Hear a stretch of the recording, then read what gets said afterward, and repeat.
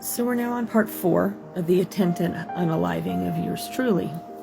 So his nephew had come up and was starting to help me clean, and I didn't really think much of it. So at one point, about 3 weeks after we got married, we were down having dinner down at his brother and sister-in-law's, and his sister-in-law pops up and says, "I think she's pregnant." And I'm like, "Yeah, and I think you're high." I didn't say that, but you know what I'm saying. So she's like, "You guys need to go get a pregnancy test." And I'm like, ugh. So we go down to Walmart. We were 45 minutes away from the closest Walmart. Go in, get a test, go home, and lo and behold, we're going to have a little crotch goblin all of our own. And yeah, he was cute and totally worth it, but that's beside the point right now. So at this point in time, now we know that I'm pregnant. So now the control starts going into other areas that it hadn't before, like, what am I going to eat? Down there having dinner, they're eating chicken livers, and I do not eat the internal organs of any beast. It just grosses me out. I'm sorry. I'll eat snails. I don't like livers. But he says the iron's good for the baby. You're so sick. Well, I am starting to take the baby into consideration, so I should probably think about that. I eat at least 30 of those damn things and hated every bite.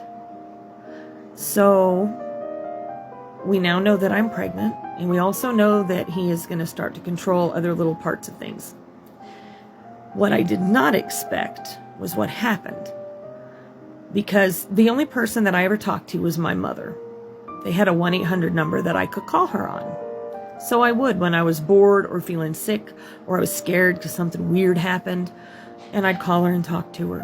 And she sat there and she says, "What is that clicking noise?" I said, "I don't know." She says, "Well, is he there? Is he listening in?" "Well, no, there's nobody here. It's just me. And I'm on the only phone in the house." So I wrote it off. She would comment on it each time that it happened. And it was about this time that Worm decided that when he got home from work, he was actually going to go skitter down to the woods behind his brother's house for a little while.